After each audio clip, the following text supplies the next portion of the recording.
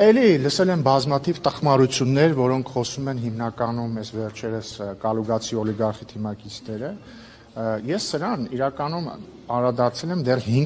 8 տարի առաջ, հետո էլ 5 տարի առաջ, բայց խնդիր չունեմ, նորից կարող եմ կրկնել։ Սուտ համար 1 ասում եմ, որ ես սովորել եմ Թուրքիայում եւ իմ ուսանողական տարիները անցկացրել եմ Թուրքիայում։ Ստում են, ես իմ ուսանողական տարիները անցկացրել եմ սկզբից Հայաստանում, ԵՊՀ-ում սովորելու տարիներին 2006-ից 2010 թվականներին, հետո Լոնդոնում, երբ որ մագիստրատուրա եմ ավարտել 2010-ից 11 թվականներին, հետո Լեհաստանում, որտեղ կրկին մագիստրատուրա եմ ավարտել 2011-ից 12 թվականներին։ Ես Թուրքիայում համալսարան չեմ գնացել, ես Թուրքիայում ոչինչ չեմ սովորել, ես թուրքական դիպլոմ չունեմ, ես ոչ մի չկա ինչ որ մի մարդ, որ ինձ դաս է տվել Թուրքիայում։ Ինչի մասին է խոսքը 2016-ից 17 թվականներին 5 ամիս ես մասնակցել եմ Հրանտ Դինքի հիմնադրամի, հիշեցնեմ ինչ է Հրանտ Դինքի հիմնադրամը, կար լրագրող հայ, հայազգի լրագրող ապրող Թուրքիայում Հրանտ Դինք, որին 2007 թվականին, եթե չեմ սխալվում, կամ 6 սպանեց թուրք ազգայնականը Ստամբուլի փողոցում։ Հայտնի պատմություն է, երիտասարդները կարող չհիշեն, բայց ավելի ձեր տարիքի մարդիկ օրինակ վստահաբար կհիշեն։ Եվ կա հիմնադրամ Հրանտ Դինքի անվան, որը ղեկավարում է Հրանտ Դինքի դուստրը, դուստրը, որը կրկին հայ։ Եվ այդ Հրանտ Դինքի հիմնադրամը ուներ ծրագիր, հայերենով, եթե չեմ սխալվում, այդ ծրագրի անվանումն էր ոնց որ սահմանից անդին, որը հնարավորություն էր տալիս հայաստանցիների եւ Թուրքիայի քաղաքացիների համապատասխանաբար Թուրքիայում եւ Հայաստանում ինչ որ fellowship անել, տենց էր անունը, հայերենով fellowship չգիտեմ ոնց կլինի։ Այսինքն այնտեղ կային օրինակ լրագրողներ, կային հայաստանցի լրագրողներ, որոնք թուրքական լրատվամիջոցում CNN-ում օրինակ, գիտեք, թուրքական, ինչ որ մի քանի ամիս այնտեղ աշխատում էին։ Կային օրինակ Թուրքիայի ներկայացուցիչներ, որոնք Հայաստանում, օրինակ Սլավոնական համալսարանում, կամ Սերժ Սարգսյանը այն ժամանակ հոգաբարձությունների խորհրդի նախագահն էր ԵՊՀ-ում մի քանի ամիս էլի ինչ որ հետազոտություն էին հասկացնում։ Հիմա ես, քանի որ լրագրող չէի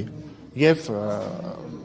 հետաքրքրված էի գիտական գործունեությամբ, 5 ամիս այնտեղ հետազոտություն եմ իրականացնել, որը իդեպ չեմ էլ ավարտել, որովհետեւ կեսից եկել եմ Հայաստան։ Հիմա եթե դա համարվում է վերապատրաստում բառից վատ իմաստով, ուրեմն չգիտեմ, դա մեղադրանք է։ Վերբովկա։ Ուրեմն այդ տրամաբանությամբ նախ այդ ծրագիրը երկկողմանի վերբովկայի մասին էր, որովհետև Հայաստանի ներկայացուցիչները Թուրքիայում էին մի քանի ամիս անցկացնում, թուրքերը, Թուրքիայի քաղաքացիները Հայաստանում։ Պետք է ասեմ, որ պետական ինստիտուտները ոչ մեկտեղ ներգրավված չէին, ոչ Հայաստանի կողմից, ոչ Թուրքիայի կողմից։ Բայց եթե ինքնին ինչ որ մեկի Թուրքիայում եղած լինելը համարվում է խնդրահարույց, դե կներեք, ուրեմն Հայաստանի բնակչության մի սպառ զանգվածի այնտեղ լինելն է համարվում խնդրահարույց։ Իսկ եթե Թուրքիան ուսումնասիրելն է համարվում խնդրահարույց, ուրեմն մեր արևելագիտական ֆակուլտետը պետք է փակել այդ տրամաբանություն։ Ես դες ասեմ ավելին, օրինակ 2021 թվականին, երբ որ Հայաստան դաշինքի ներկայացուցիչները ինձ հարցնում էին, ասենք, այդ ինչ է կարել Թուրքիան, բացատրում էի, բայց հետո ուսումնասիրում էի, ասենք, պարզվում էր այդ մարդկանց բարեկամները Թուրքիայում են ապրում։ Պարզվում էր, ասենք, այդ մարդիկ գնացել Թուրքիայում հանգստացել են։ Նկատում սա աբսուրդ է, ես վստահ եմ, որ երբ որ կալուգացի օլիգարխի թիմակիցները գան ազգային ժողով էլի այդ տխմար հարցերը տալու են, ես էլ համբերատար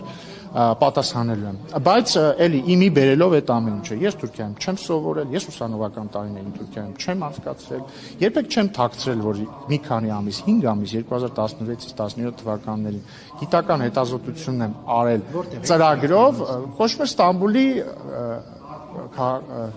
Ստամբուլի Policy Center, Ստամբուլի քաղաքագիտության կենտրոն։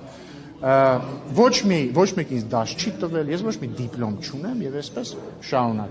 Նաեւ ենթադրում եմ կամ չեմ ենթադրում, ուղիղ այդպես ակնարկվում, որ ինձ մեղադրում են Թուրքիայի հետ կապերի մեջ, որովհետեւ ես Թուրքիայի հետ բանակցողն եմ։ Դե կներեք, այդ տրամաբանությամբ ուրեմն ես էլ մեղադրում եմ կալուգացի օլիգարխի եղբորը Թուրքիայի հետ կապերի մեջ, որովհետև երբ որ հայ-թուրքական ֆուտբոլային դիվանագիտությունը ընթացքի մեջ էր, նա Սերժ Սարգսյանի աշխատակազմի ղեկավարն էր։